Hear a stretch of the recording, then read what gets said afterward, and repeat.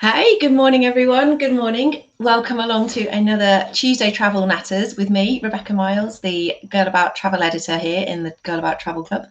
And I'm really pleased this morning to be joined by Matthew Williams, who runs a company called Walk with Williams. And as you can see on the screen, they specialise in self-guided walking holidays in the UK. So Matthew's here to talk to us all about what we can expect from one of the brilliant walking holiday, and also tell us about some of his favourite trails across the UK. So good morning, Matthew. Thanks for joining us. Good morning, Beck. How are you? Yeah, I'm good, thank you. How are you? Yes, I'm very good. Thank you. Very good. Good. I'm looking forward to hearing more about the just the fabulous places we can go and see easily on our doorstep using our own 2 feet. It sounds great.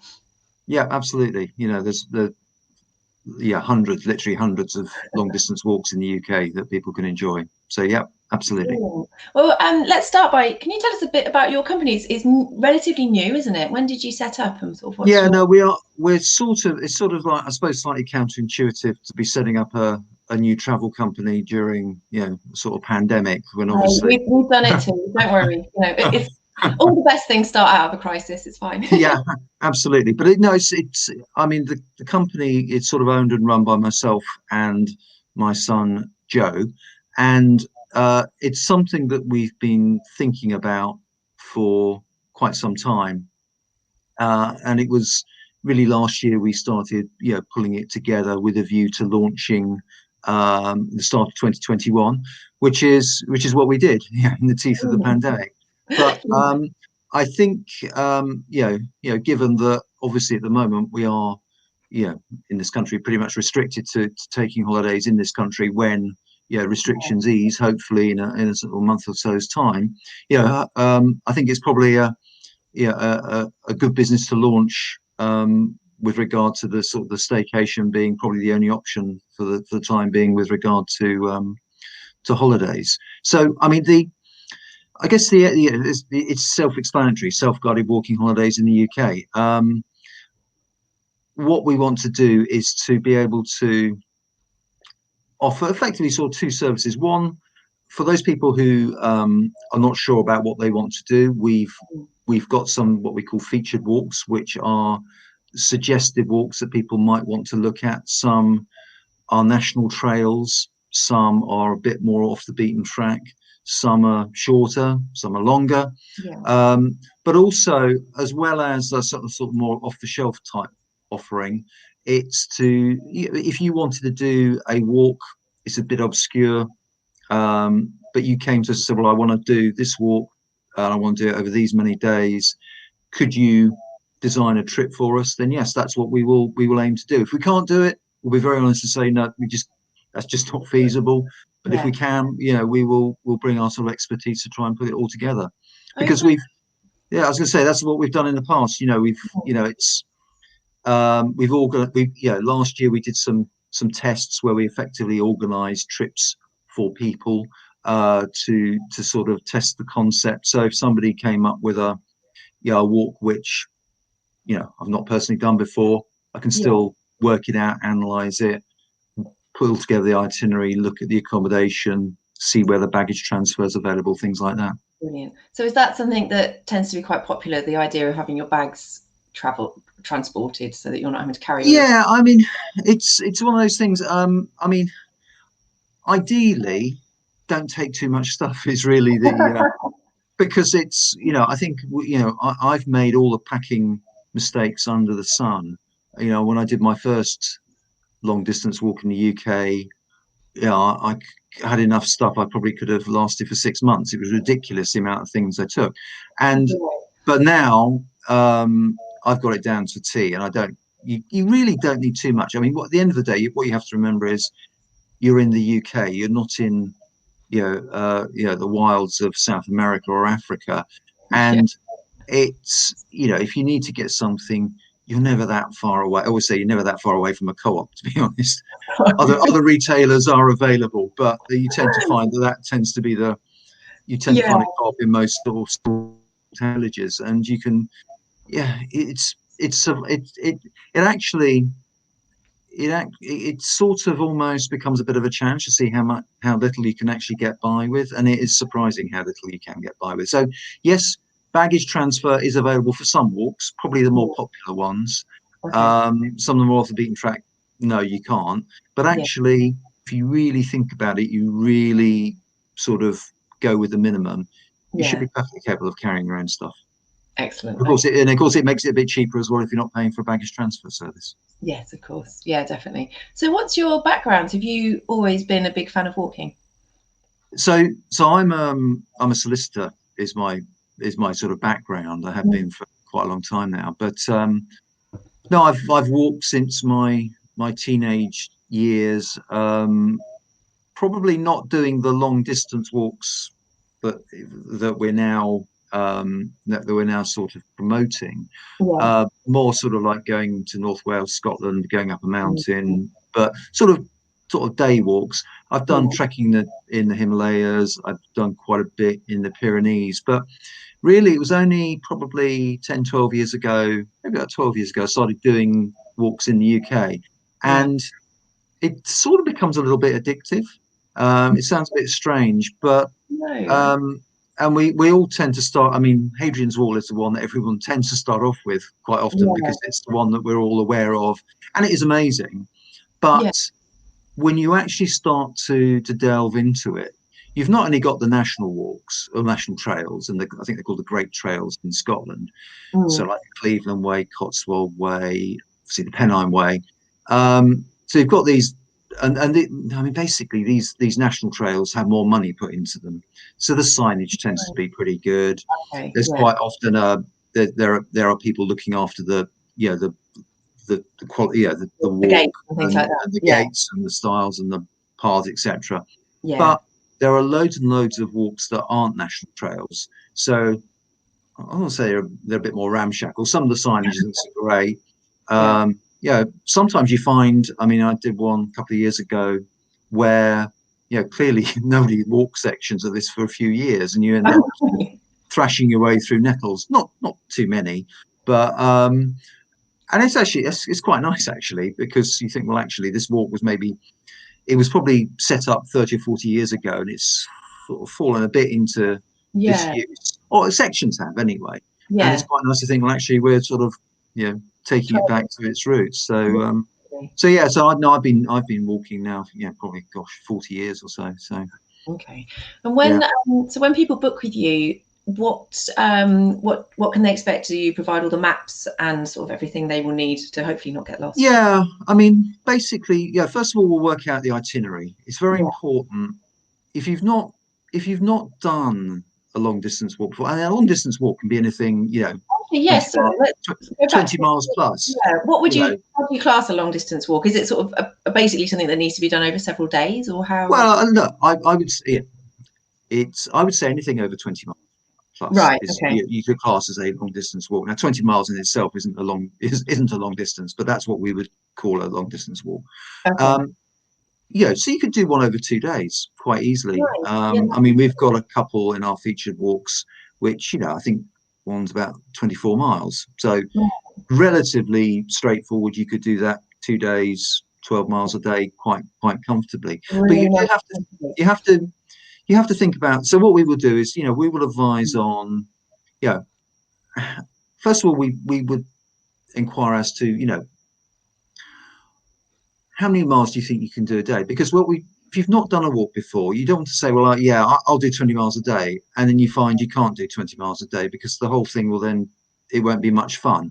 You don't want it to turn into some sort of route march. You've got to get the balance right between obviously covering a decent number of miles a day to obviously make sure you actually can do the walk within a reasonable time period, but not doing too much so that you don't see anything. I mean, I was talking to somebody about Hadrian's Wall the other week, and they were saying, well, could we do it in 4 days? And so, well, you could. I mean, it's 84 miles, so you're looking at 20 miles plus per day. In theory you could, but it would be a real waste, because you're not going to be able to take a lot of it in. You need to be able to spend a bit of time looking around. There's a lot of interesting obviously Roman remains on Hadrian's Wall, as you'd expect, and you need to spend a bit of time looking around. So Yeah, 20 miles a day, no, 20 miles plus a day, it's too much to my mind. I mean, I did say to him, look, if you don't have much time, just do the central part, because that's where you're going to see most of Right. the remains of the wall. Yeah. So do the central part and don't worry so much about the beginning and the end. Mm. Or you could do it over 5 days. 5 days is just about doable. You Okay. know, Yeah. 6 days is probably more comfortable. So we'll advise on that. We'll advise on, well, which way do you want to do it? Do you want to start in the east or do you want to start in the west? Yeah, which end do you want to start at? I mean, Mm. Hadrian's Wall is very much, if you go from the east to the west, sorry, west to the east, you have the prevailing wind behind you. Right. That's one of the arguments of doing it that way. But you finish in Newcastle, which great city, but I think Yeah. it's quite personal preference. I like to walk out of the city and sort of finish more in, it's not exactly the wilderness, but it's quite Yeah. nice to finish in Burness where there's a lot less. So I think it's quite nice doing it that way. But look, it's Mm. personal preference. But we can advise on that. Yeah, we will help with regard to transport arrangements to and from the start point. I mean, my view is we won't book that for you because you can actually book it cheaper yourself. Right. Okay. It's, if you've got rail cards and things like that. But we can certainly advise you as Yeah. to the optimum way to actually get to the start and finish points. Yeah. But no, we'll work out the itinerary based upon your requirements. But if you want to do too much or too little a day, we will sort of point that out. We'll obviously sort out the accommodation. Very often it's worth staying the night before, unless the walk is on your doorstep. The start point is Oh, usually nice. worth staying the night before, because otherwise, if you, yeah, like for example, I live near Milton Keynes. So if I was going to do Hadrian's Wall, if I'm going to travel up to Newcastle, it's going to take me half a day to get there. So by the time you've got there, you've obviously already eaten into your day's walking. So quite often Yeah. it's better just to stay the night before, and then you get a decent early start the following day. Yeah. Um, but no, we'll work out the itinerary. We'll sort out the accommodation. If the accommodation isn't within reasonable walking distance of the path, then we'll arrange, pick up and drop off. Oh, nice. Um, Yeah. because, yeah, I mean, just to sort of go on to the accommodation, Mm. quite sometimes you don't have an awful lot of choice, and this is part of the enjoyment actually. Sometimes, I mean, you can stay in a castle, yeah, Yeah. it's a hotel, or you can stay in a very, very basic B&B. But Right. and that's just because that's all that happens to be available um, in that particular location. Yeah. Most beggars can't be choosers. Yeah, you Yeah. walk into one particular place, there may be one place you can stay, and that is it. Right. So Yeah. that said, I've never stayed anywhere that's horrible. Mm. Sometimes it's a bit basic, sometimes it can be quite luxurious. It's just, but that's what's quite nice. It's sort of adds, to my mind, it adds to the experience. But look, Yeah. if you want to stay in sort of 5-star luxury every night, this probably isn't the type of trip for you, because it's just, even if we wanted to book that, it's just not going to be available. No, I don't think walking holidays really appeal to No. those sorts of people, do they? I think that, but that sounds so nice that like that choice almost is taken away from you. It's like, well, this is the option, take it Yeah, or leave it, and yeah, yeah, enjoy it. yeah, yeah. I mean, obviously, if you're staying in a bigger town, there's going to be, a Yeah, few options. But yeah. what actually surprises me very often as well is, even on a walk like Hadrian's Wall, there is a limited amount of accommodation available. You always think that there's got to be a business opportunity on Yeah, some of these trails to actually open yeah, an accommodation business. But yeah, there's and yeah, some of the more off the beaten track ones, you're pretty limited. But okay. yeah, that said, we'll always make sure that the accommodation is there. Particularly in this day and age as well, you need to sort of not only book, you need to double check the week before to make sure that it's Of still in course, yeah. business, because obviously that's what we found as well, is that quite a few bed and breakfasts are just packed up. All It's right. because of the loss of income. So yeah, but no, we'll do that. We Yeah. will supply maps. Now there is, in fact, I mean, it is a lot easier now than it ever used to be, because you can download the Ordnance Survey app onto your phone, and then when you have the map, and it can be either a Land Ranger, which is larger scale, or an Explorer, which is Land Ranger smaller scale, Explorer larger scale. Yeah. Comes with like a barcode, which it's like a code which you scratch off and then you enter it into the app, and then it downloads the map into your app. So with the route finder switched on, you can literally you can follow it. I mean, you don't need to follow it all the time, obviously, because quite often the path is fairly obvious. But you can literally, if it is a bit obscure, and quite often sometimes you come to a field and there's no sign of where the path should be going. So unless you're sort of competent with the compass, it can be a little bit tricky. Literally, you can follow it on your phone and stay bang on the route. I get nervous. I think I'm a bit of a Luddite. I get really worried about relying completely on my phone. Absolutely. No, we'd always say we'd always have a paper map. And of course, look, the only problem with the app is it does eat your battery. So you need to have a power bank with you. That's why I said I wouldn't have it on all the time. But sometimes when it's a bit obscure, it has been. I mean, I found it very useful just walking around where I live. Because farmers are always, obliterating footpaths, and you're never sure where to go. Whereas with this app, you can see exactly where you're supposed to be going. So it is very, very useful. There's no real excuse to get lost. But of course, you can drop your phone, you can lose your phone. Do not rely upon just having your phone, particularly. I would always have a map. But also, if the map is available, a very good map company is called Harvey's, and they do specific. They will do a specific map for the route. So, for example, for Hadrian's Wall, they will do a map, and it's just like section by section. So, section 1 it just shows you the route, so you don't get all of the stuff to the left and the right. It's just the route. And so in a single map, which is sort of it's printed on like a durable waterproof paper, you can just have that single map for entire route, rather than with Ordnance Survey, where sometimes you can end up with half a dozen maps. But that's where the app is great as well, because you don't have maps flapping around. So if you've got a Harvey's, so if you're doing a route with a Harvey's map, where Harvey's map is available, they cover most of the great trails, national trails, but some other walks as well, like the Dales Way, which isn't a national trail, and the coast to coast, things like that. Then Harvey's map is brilliant. And then so therefore, when it comes to what we're talking about, not carrying too much stuff, take a Harvey's map, download the Ordnance Survey onto the Ordnance Survey app on your phone, but then don't take the Ordnance Survey maps. Away you go. So we'll do that. We'll advise on guidebooks. I mean, we could supply guidebooks, and not all walks will have guidebooks, but we quite often you can find some sort of materials that provide some further information. We'll do a personalized, written itinerary as well, which again you can either take a paper copy or download it onto your phone. So hopefully we'll provide everything that you need in order to have a successful trip. And we'll also, if you need to call us while you're on your route, then give us a call and we'll do what we can. Of course, to say you're lost, we probably can't.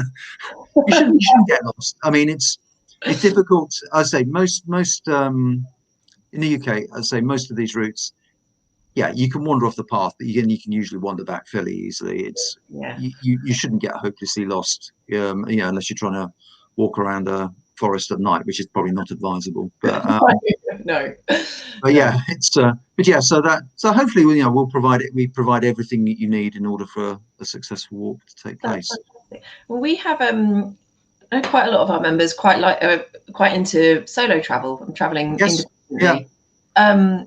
Totally fine to go off and do you not necessarily that you need to cater for solo people specifically, but would you recommend doing these walks on your own? Absolutely. I mean, it's sometimes it's preferable, because look, if you're doing it with somebody, you're going to be in close proximity to them for quite a long time, so you need to be able to get on with them. It could potentially destroy a friendship fairly quickly if you don't get on. But I mean, there are things to take into account. I mean, I always when I've done walks, I've always done it with a friend, but Mhm. we get on reasonably well, and we sort of walk more or less at the same pace, so Yeah. that's fine. But if you've not done, what I would say is, you're doing, let's say, doing it by yourself, great. You can do it at your own pace. If you're Mm. happy with your own company, fine. Obviously, your accommodation is no issue. Yeah. Funny enough, we do actually have actually come across a lot of women, walking by themselves. Yeah. We like it. Um, yeah, Therapeutic. yeah, yeah. I don't know if men tend to be more in groups. Maybe it's a sort of Funny though, isn't it? like a bloke's bonding type thing. I don't know, but yeah, no. I think yeah. I walk by myself and it's fine. I think it's very good for a solo traveler. Mm. I mean, what I would say though, sort of slightly changing topic, is Yeah. if you've not done a long distance walk before, don't start off with doing the Pennine Way or something really long, Yeah. because it's I found when I did my first one, and I was quite experienced, in doing quite long but single day Yeah. walks. It's very different doing it day after day after day. Right. First day is usually fine, and it's the second day suddenly, you could the sort of your feet can start to hurt and everything starts to ache. Right. Um, and probably then the third day it starts to ease off, and the fourth day you're well into it, and then you could sort of walk for the next month. It's sort of, Okay. but if you've not walked before, do a short one to start off. Not like done a long distance walk before. Do a short one. Mm. Okay. Do two or 3 days just to sort of ease into it, because you might find your rucksack is fine for one day, and then it's quite uncomfortable after a couple of days. Your boots, you may find. I mean, I had a sort of a mountaineering pair, Yeah. which were fine for a day, but then they actually became quite heavy. Oh, So I've now switched to a much more lightweight pair. I mean, yeah. on one of my walks, um, first time I did Hadrian's Wall, the guy I went with, who comes with me wherever I go, Mm. he had to stop after 2 days because his feet gave up, literally. And he had to catch the bus for the next 2 days and then meet Oh, me for the final 2 days you'd while be his feet dreadful, recovered, wouldn't you? You'd be because so disappointed. because his boots were hopeless. And yeah, you, Mm. and again, another thing, you've got to get your boots right. You've got to get your Yeah. look I after your wanted feet. to cover the practicalities. How do you get your boots right? What do you need to look for? Well, I would say always go to a specialist shop. Don't buy them over the internet unless you really know what you're doing. Yeah. Um, I mean, boots now, compared with 30 years ago, the materials they use are far superior. But get Mm. yourself decent quality, well known. You tend to stick to one of the better known brands Yeah.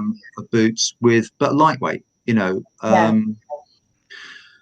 Don't you don't need. I mean, when I started off, I was using my crampon compatible mountain boots, which were fine, but a bit of an overkill. You don't, Yeah. again, walking in the UK, you're not going to be, hopefully not going through snowdrifts. So No. basically, stick with something lightweight, but also your socks. Now, with socks, I mean, with your kit, you tend to, your kit lasts forever. Yeah. My fleece is about 30 years old and it's still going strong. But what I always do is I always buy new socks for every walk. Oh, right. And because I think once you've washed them, they just lose their shape a bit. Um, so I always buy liner socks. Yeah. So they're quite sort of like thin and sort of silky, Yeah. and then sort of lightweight walking socks. Okay. Um, and you always wear two pairs because the sort of it, I think it's sort of basically the movement between the two pairs helps to prevent blisters. Oh, So okay. always wear two pairs, and probably then change them every couple of days. I mean, you can change them every day if you like, but every couple of days. Yeah. And so make sure you've got enough new socks, particularly not so much the liners. It doesn't matter if they're not new, but I always find once you've washed a pair, maybe it's just the way I wash them, they lose a bit of shape. So I always think it's better to use new socks. I Fair mean, enough. it's you get a blister. you get a blister in the wrong place, and I wouldn't say it really was.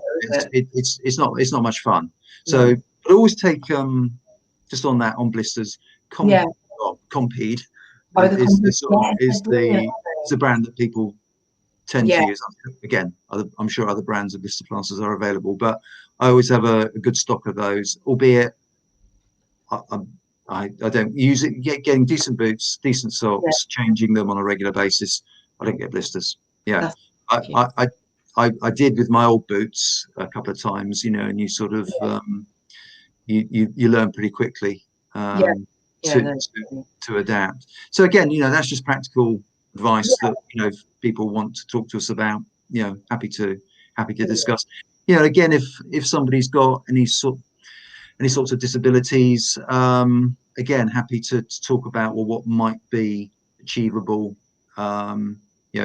given if you have got some sort of physical limitations that might impede doing particular work. There may well be others that you can do. Good to know. So fab. Okay. Wanted to just come on to as well, just talking, just actually looking at some of the routes, some of your highlighted routes. Yes. Bring this up one sec. Yeah, let's just find that. Sorry, bear with me. Because it sounds like, I mean, there's so much. We're so lucky in the UK, aren't we? We've got so much. So much countryside. Yeah, and I think compared with a lot of countries as well, we have a very good network of public rights of way. Which even in Northern Ireland, I think I wouldn't tend to be an expert on walking in Northern Ireland, although we do cover the UK, and I guess Northern Ireland is part of the UK. There are far less rights of way in Northern Ireland than there are in England, Wales, and Scotland. Okay. So the ability, there are some long distance walks in Northern Ireland, but far fewer, and you just don't get the network of footpaths. I mean, what you tend to find is there are new walks, long distance walks popping up all the time, because you can. All right, they might not necessarily be signposted as the Williams Way, for example, but if I wanted to create a walk, I could probably patch together a number of walks, and maybe there's a theme around it, and then you've created a new walk, something like that. So I just came up with it. It was a bit of a random sort of selection. I sort of went east of the country, west of the country, north and south, but so you've got the Cotswold Way. Now this is actually a national trail, and when I did it, I started in Bath. I walked up to Chipping Camden. There's no. I think it just which way you do it just depends upon transport links. I think Bath is quite an easy place to get to. Because it's got the train station, whereas Chipping Camden's a little bit more difficult. But it's an absolutely beautiful walk, and it is how long is it? It is 102 miles. 102. So, and it follows the sort of the Cotswold escarpment. It's probably the thing about the Cotswolds is it's probably an ever expanding area. Everyone wants to say they live in the Cotswolds, so it seems to sort of range across a large part of the southwest, doesn't it? Yeah. But this is actually the proper Cotswolds, Cotswold Hills and escarpment.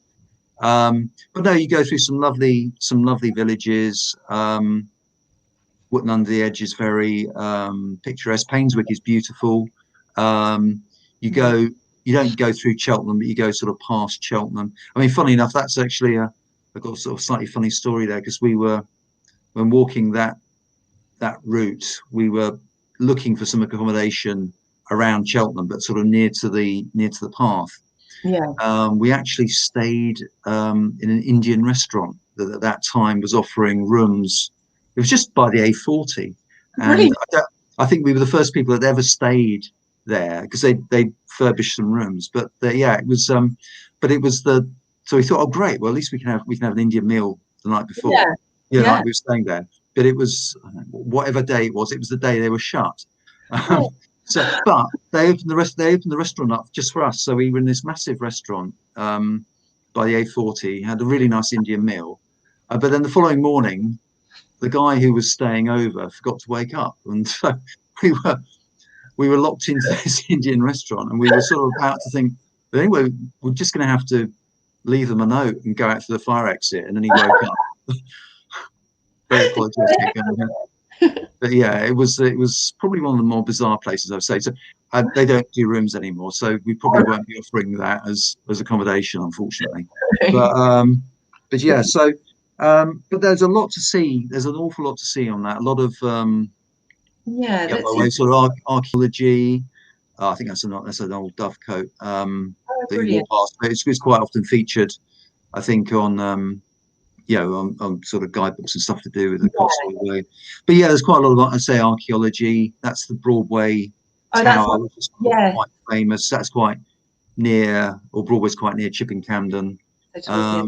Yeah, yeah. Yeah. So no, it's and that's just a sort of I think that's sort of again towards Chipping Campden Way, but that's a just sort of typical, well, quite Yeah. large, quite nice looking Cotswold stone property. But yeah, you'll walk through a lot of villages with, yeah, very very picturesque So buildings. Yeah.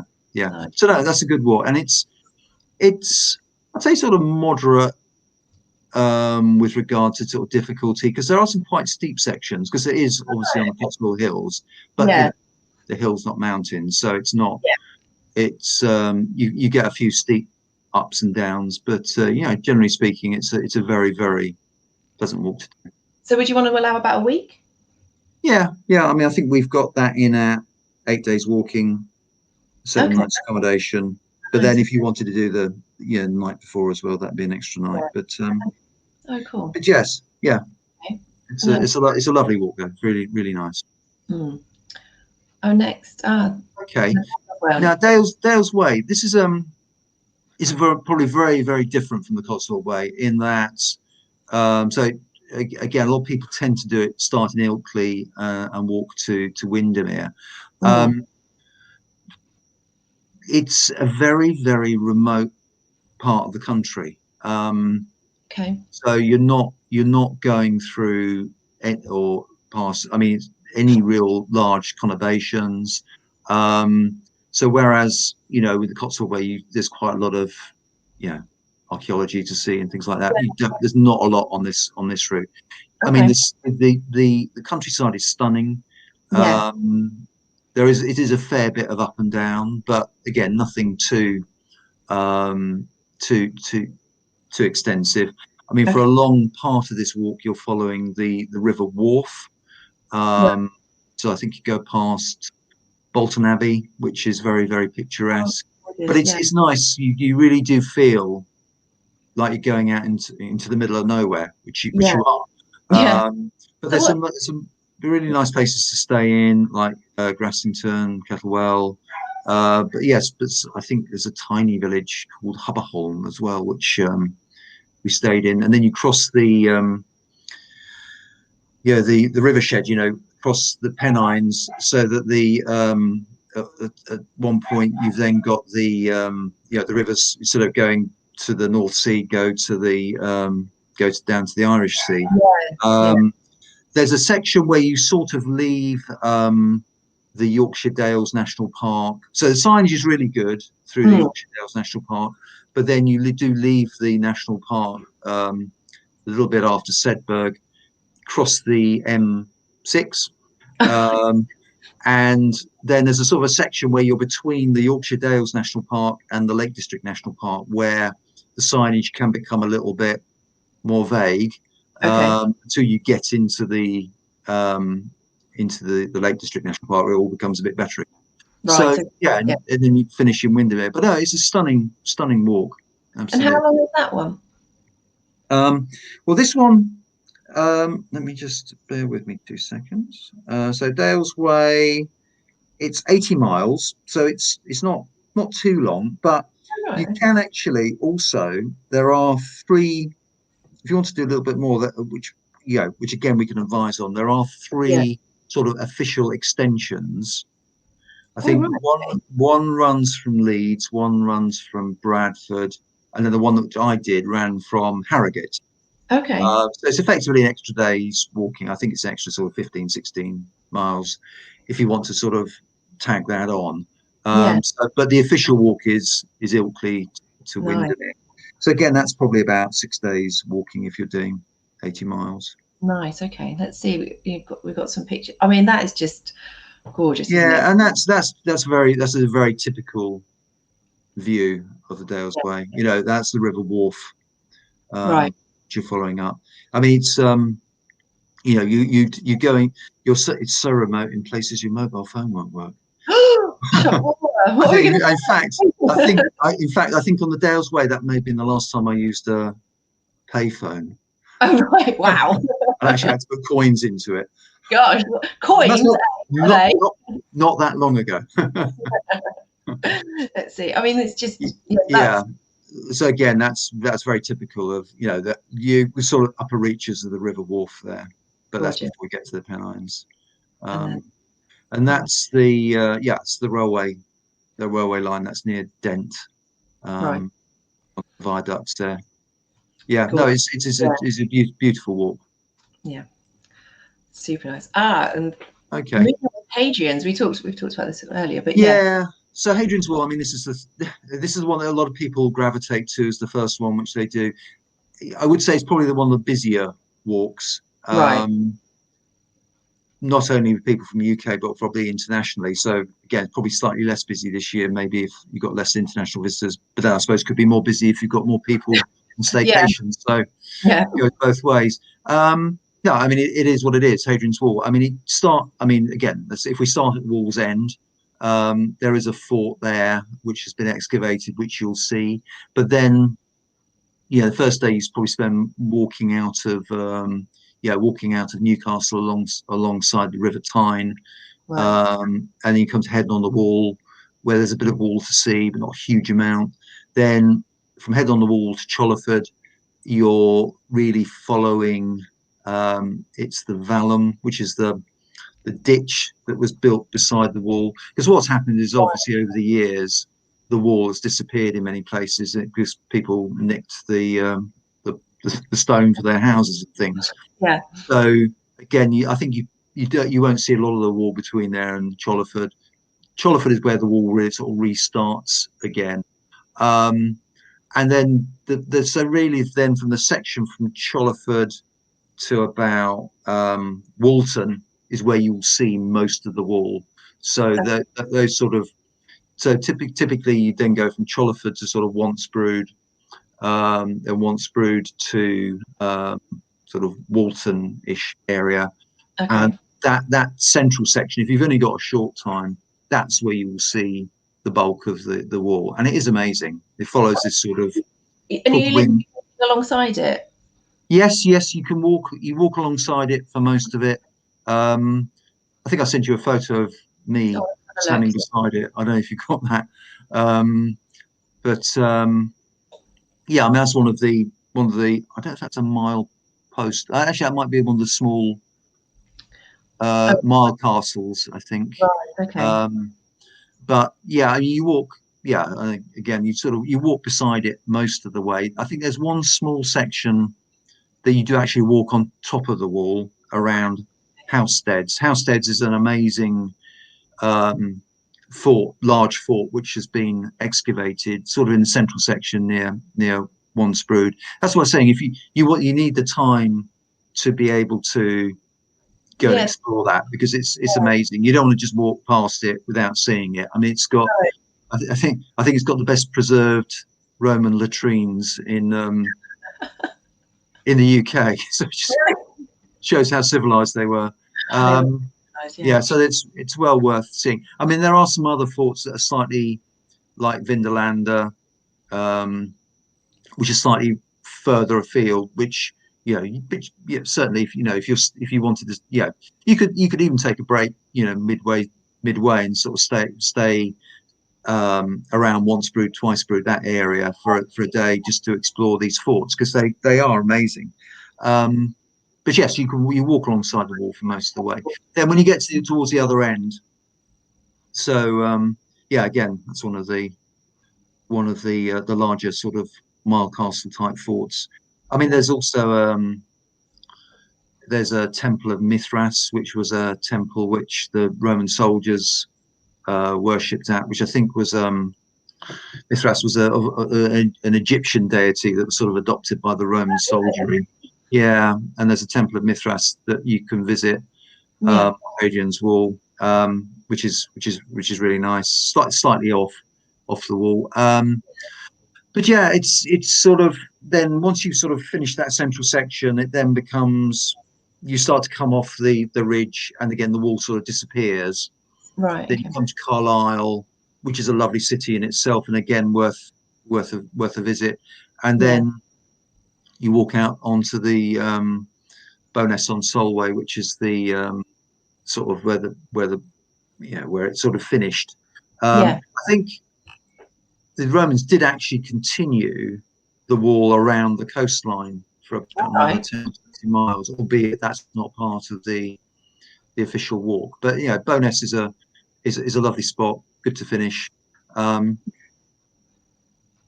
Gorgeous. Okay. In fact, it's probably one of the few walks we can actually spend 2 nights in the same place, because if you're going from Carlisle, sorry, from Newcastle, the thing to do is actually stay in a B&B in Carlisle for 2 nights, drop your stuff there, and then you can walk out to Bowness and then just get the bus back, because there's not a lot. Yeah, I mean, I think you can stay in Bowness, but there's not a huge amount of accommodation there. So if that's all gone, you can go back to Carlisle. And obviously, you've got much more choice in accommodation and places to eat, etc. there.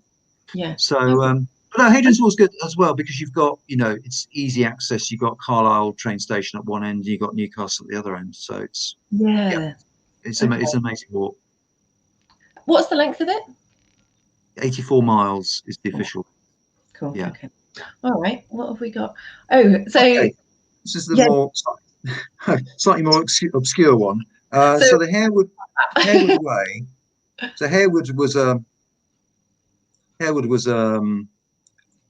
Saxon earl who sort of led the resistance against William the Conqueror in sort of the east of England.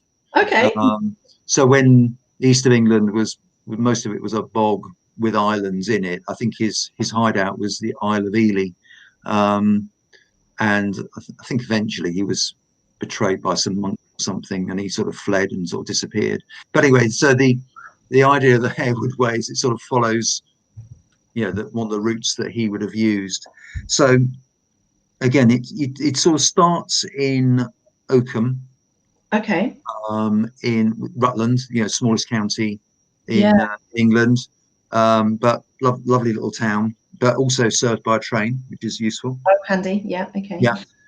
So your first day's walking is really from Oakham out to a town called Stamford, which and the Hereward Way is great because I guess it's probably not a million miles from where I live, and yet I didn't know any of these places. And this is where it becomes can become a bit addictive. You sort of start to learn about the sort of geography of your own country, which you've just never driven. I mean, we take it for granted, don't we? Yeah, I've probably driven past Stamford on the A1, hundreds of times, but never been. Stamford is a stunning. It's gorgeous. Town. Really lovely. Yeah, and I think it's Georgian. It's useful. I've never been there. Amazing. No. So you go from Oakham to Stamford, which is just in Lincolnshire, and then you go and that's sort of relatively sort of standard countryside, but very, very pretty. You then go from Stamford to Peterborough, which again is where you start to sort of get then into the fens.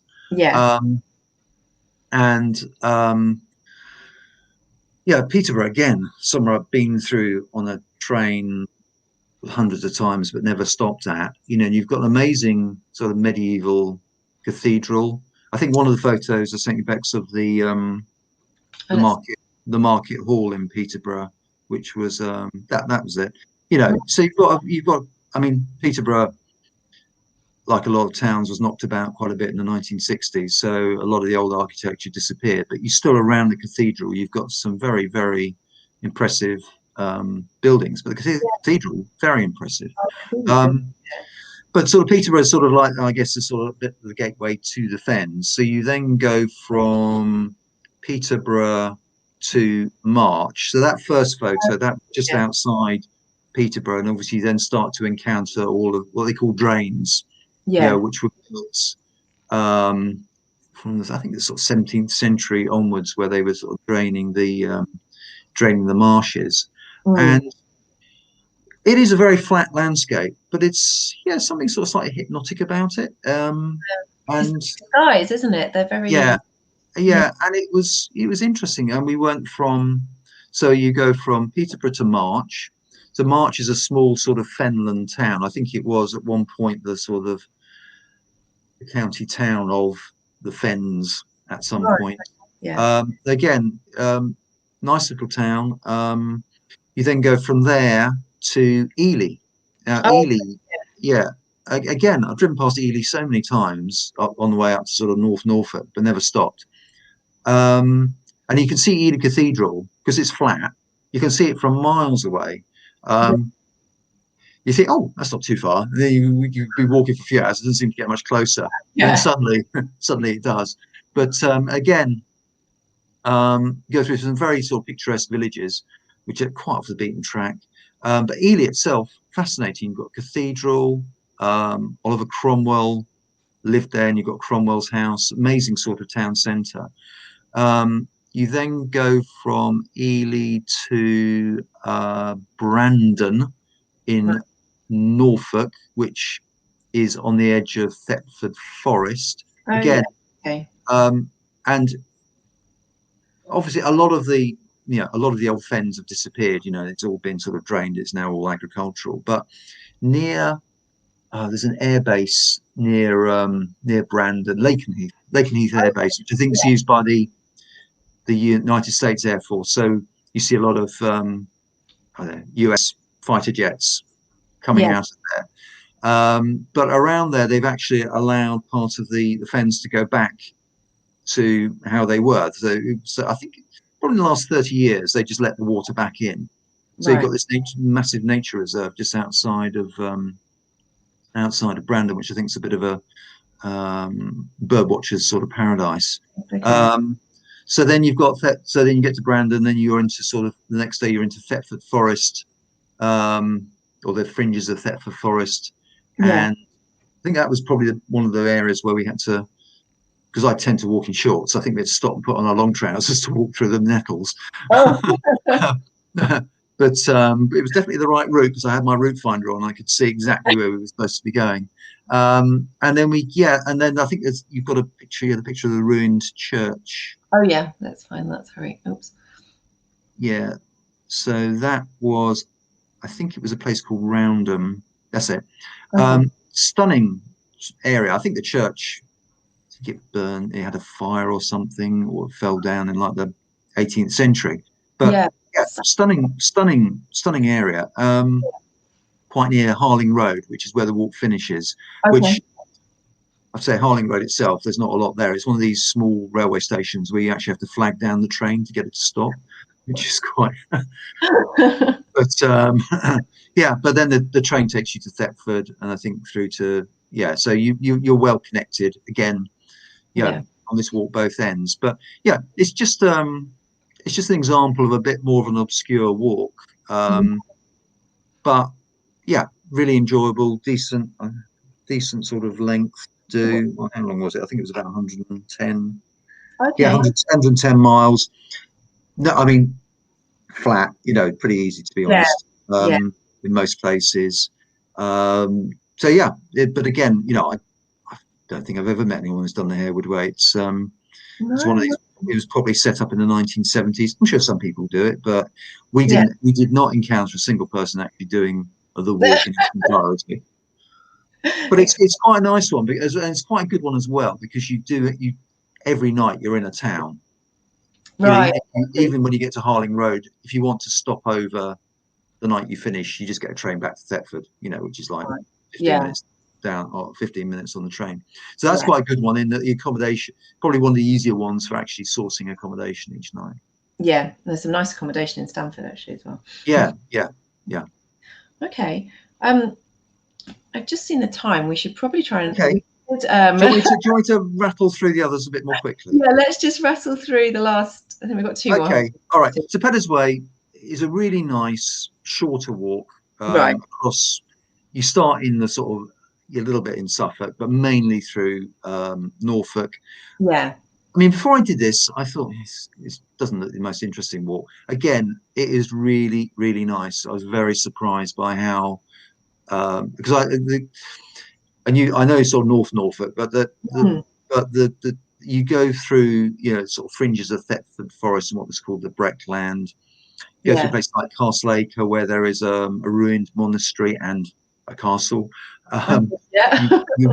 You walk up past the if you're not through Sandringham Estate, you're sort of on the fringes of the estate. Okay. And then you finish in Old Hunstanton.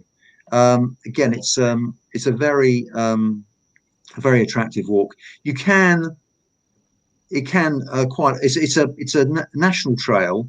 Quite often it can be paired with the Norfolk Coastal Path. But what they've done now is they've actually extended the Norfolk Coastal Path. So the Norfolk Coastal Path used to finish around Cromer.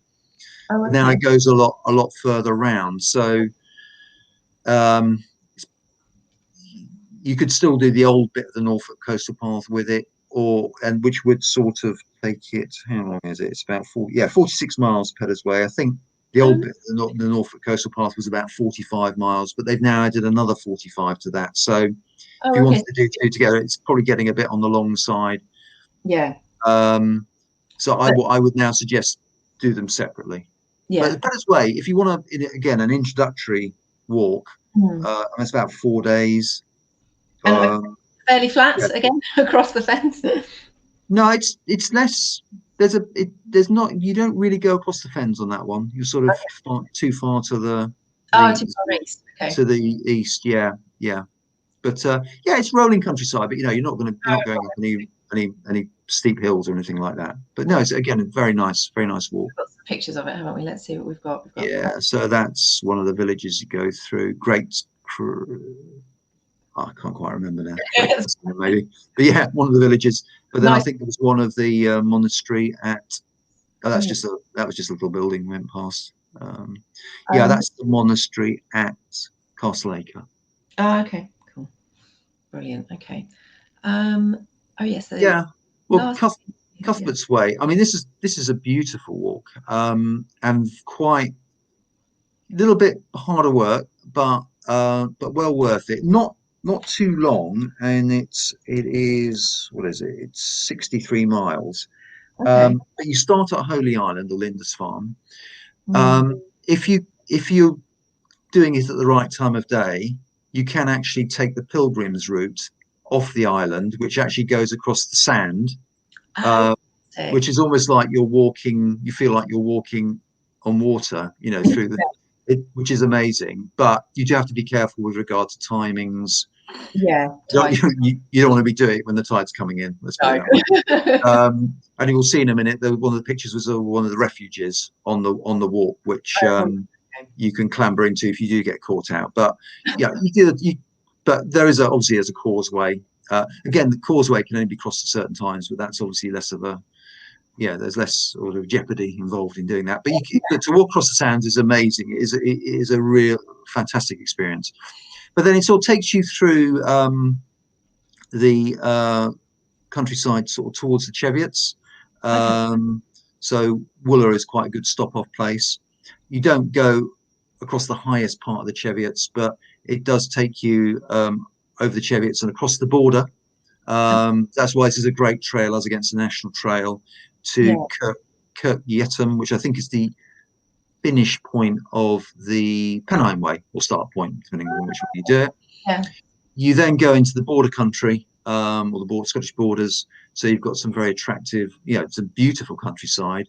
Got Jedburgh with its sort of ruined abbey.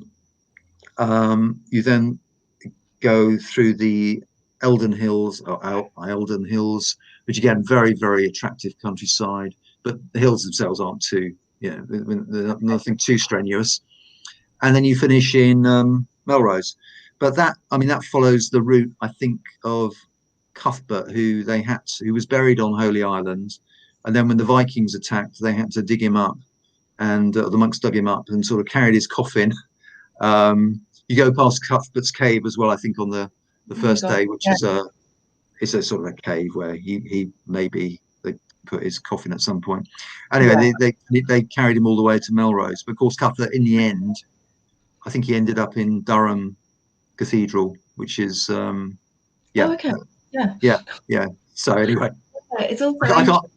I'm not an expert on saints, but yeah, that's the theory behind. But again, it's a stunning walk, a bit more strenuous because you do have to go up and down a little bit. But it's a nice one, and it is an international one because you go from England to Scotland, or Scotland to England, the way you decide to do it. And it sort of so that's near Cuthbert's Cave. You see the countryside is pretty stunning around there. That's one of the refuges if you're caught out walking across the sand on the pilgrim's route. But there is a line of posts. I think you can just see one on the right hand side. Right. So you can't get lost. You're not going to wander off into into the sea or anything. It's quite straightforward. But if the tides did come in, you'd have to spend quite a long time in that refuge, wouldn't you? Probably. Yeah. I mean, I would. Yeah, you have to be careful. I mean, when I did it, the tide had just gone out, so I had several hours. I mean, it takes about 45 minutes, so it wasn't a problem. But don't do it when the tide's coming. No, adventure though, I love it. Yeah. And that was just a castle which we came across. You come across in the borders. I mean, there were obviously a lot of castles built. I can't remember the name off the top of my head, but I could find out. But a lot of castles were built, obviously, because it was a very turbulent time. You had the Scottish Reivers coming across, raiding into England. So a lot of castles were built. But yeah, you just get this. Again, it's quite. It's an area that, again, probably the Scottish borders, unless you just deliberately decide to go and have a look around, it's not an area that you're necessarily going to stop off in, because if you're going up to Scotland, you just tend to drive up the motorway or up the A1. This was literally in the middle of nowhere, and you could see it on the horizon, and it was sort of, I think, walking in May, we had little fields of rapeseed oil in front of it, that yellow crop. It was just amazing. And yeah, big old castle, nobody there, so yeah. Fantastic. There are some amazing things you can find. Yeah, definitely. Well, thank you so much, Matthew. We've covered so much. Sorry. So yeah, for people who, if you'd like to find out more, book with Walk with Williams, your website is?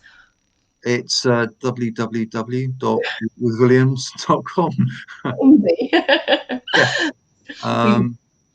So no, and I say, you're very happy to, we've got if you book with us, what we do, first of all, we'll put a quotation together for you, so you don't it's not like you press a button and you're committed. We will and you've got any questions, any queries, any concerns, happy to address those. Brilliant. No, that's great, thank you. Well, we'll put some suggested holidays beneath this video as well, so that you can see some of the ones we've been talking about. And it's fantastic. And so I guess we're waiting for the April the 12th, aren't we? That's the well, really, it's difficult to know exactly, because things could still change. I mean, we'll take bookings from June onwards. I think that's our sort of, I don't want to have to try and arrange something for somebody before then and then have to unpick it all. But yeah, I think we should be all right June onwards, one would hope. Yeah, definitely. Oh, fantastic. Well, brilliant. Thank you so much for telling us so much about our fabulous country. Great to talk. And thanks everyone for watching. I hope you found it interesting and useful. And we'll be back again. I'll be back again next week with hopefully someone from the Channel Islands, actually. So still to be confirmed, but yes, watch this space. But yes, thanks again, Matthew. Walk with Williams is the company, and let's get out and stretch our legs. Pleasure. Cheers. Thanks. Bye. Bye.